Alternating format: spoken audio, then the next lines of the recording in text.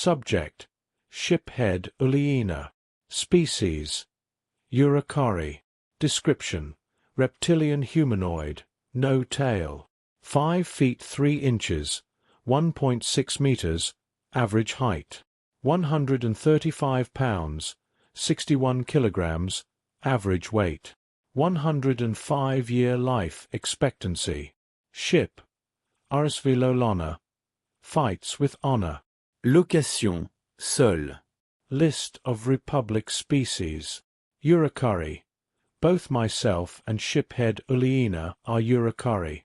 We are omnivorous, but according to Dr. Zickler we're allergic to fish and wheat, and will die if we ingest soda. Tim says we're humanoid. Isolin, mammals. They have 4 arms and 2 legs. I don't know if that counts as humanoid. Very short fur covering everything but their faces. Don't pet them. Junta. Amoebic people who use mechanical limbs to get around. They were uplifted by the Isolin before the Isolin joined the Republic. They really like to eat mulch. They also absolutely love to talk about music, but they have a cultural thing against listening to music with other people. Related to their courtship rituals, I think. Duliki. Very similar to humans, but their bones come out of their face, on their eyebrows and their chins. They're very sensitive to comments about their face bones, so it's best to just avoid the topic altogether. Unless they ask, in which case vague compliments are necessary. If they ask for specifics, they are trying to start a fight, and the subject should be changed unless you want to fight them. Malta variacina. They don't have heads. Their voices come from somewhere in their torso. Translators have a tough time with most of them, so they tend to stick to themselves. Might be blind. They also have 2 limbs which they use for locomotion and grasping. They were uplifted by the Duliki after the Duliki had joined the Republic, which was illegal to do. It was very scandalous. These guys have 2 mouths and 4 eyes. Otherwise they're pretty humanoid. One mouth is for eating and the other is for burping. Both can talk. They have multiple sacs on their chests which contain digestive enzymes that help them eat stuff.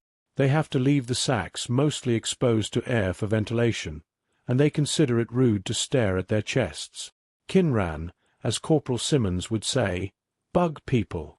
10 limbs, all with universal appendages. They can grab things with their feet and walk with their hands. They have compound eyes and a thorax. They are herbivores, and pretty gentle despite looking like the stuff of nightmares. Don't act like they're the stuff of nightmares though. That's very mean, and they're super sensitive. Oyan, avian. They bear a striking resemblance to the Nuckness of the United Systems. If Corporal Simmons hadn't told me about them before I got to the Thanatos, I would have been convinced they were the same thing. The only difference is that the Oyan have a spinal ridge, but you can't really see it unless you look hard, which is why I asked to look at Nav Officer Tlackney's back, I swear. It had taken Cryan almost 2 days to compile her dossier, and she had given me a copy to brief me on what information she was giving the United Systems. Unfortunately, she had given it to me after she had given it to Director 3 and Omega. She had also given it to many of the captains at their request. I made a mental note to have a discussion with her about professionalism, but was also glad that she felt comfortable communicating with the humans in such a friendly manner. I reread the dossier. It's not as if she were wrong about any of the information. Well, except I'm pretty sure Dr. Zickler had specified something called baking soda, and had clarified that whatever normal soda is would be fine for us to consume. While Cryan had compiled her dossier, I had been in talks with Director 3 about what to expect when we enter Republic space. We would reconvene with the Republic and follow our first contact protocols. The best place to do that would be Elira 2, an out-of-the-way system of no strategic importance. It's close enough to the core systems that it shouldn't take more than a few days for a diplomat to arrive by warp, but far enough away that the Thanatos can't scan anything important. Not that they would, but the rules are rules. The other reason I chose Alira 2 is that it has a station with the ability to repair our FTL drive. I advised Director 3 that I likely wouldn't be in contact with them once docked, and first contact would probably be handled by the station master until an official representative arrived. Any face-to-face contact would have to be done aboard some sort of Republic diplomatic vessel.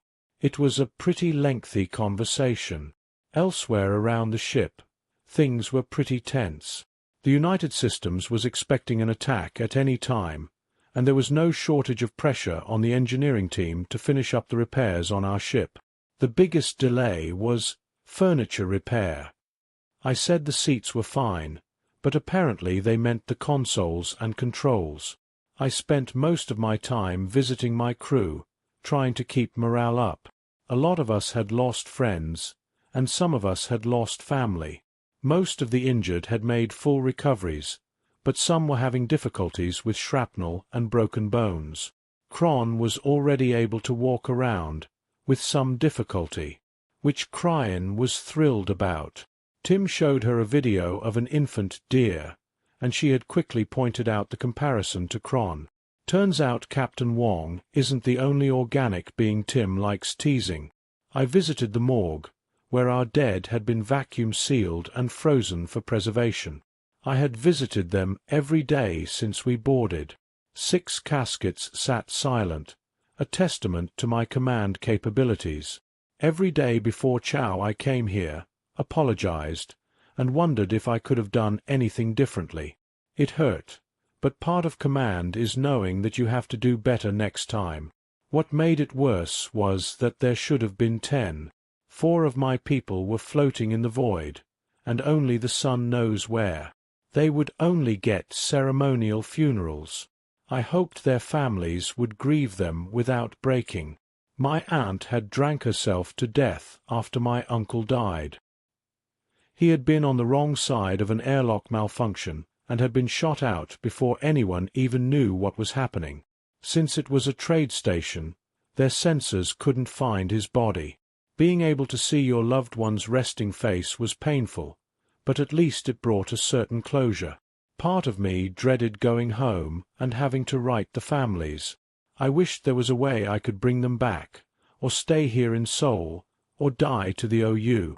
Anything to avoid the worst part of a shiphead's duty. Once I finished my contemplations, I went to chow.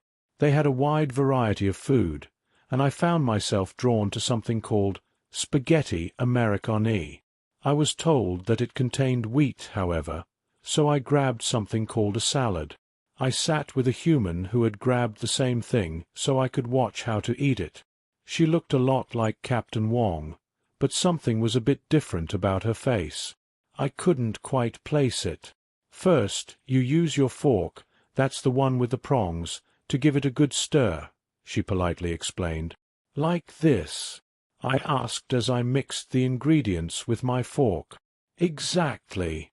Now you take the container there. Yes, that one, and you empty its contents over the salad. Yes, like that. Thank you, you're very kind. No problem, she smiled, turned back to her food, and whispered, I humbly receive. I felt like I was witnessing a personal ritual, so I turned to my own meal. Leafy greens with orange roots that were sliced thinly and bits of meat were now covered in an orange sauce called salad dressing. I took a bite and was surprised at how flavorful it was. I tried each bit individually and found that the flavor was coming from the orange root, the dressing, and the bits of meat. The leafy greens were just as flavorless as they were back home. The next day I had decided to visit the gym at the invitation of Lance Corporal Johnson when I was interrupted by a message.